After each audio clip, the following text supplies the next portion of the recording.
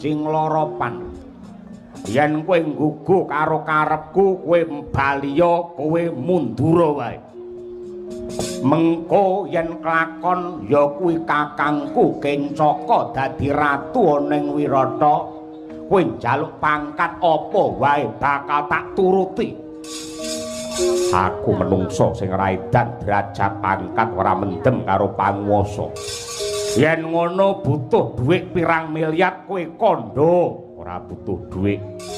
Yen pangkat ra gelem, dhuwit ra gelem, apa kowe njaluk wong wadon sing ayu rupane, sing model piye sing ndok jaluk, ora butuh wedokan ki abrak apa.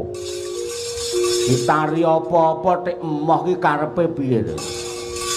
Tek beda karo wong nggenku. Wong lanang-lanang nggenku anggere nek nggudhe enek anyaran kok grudu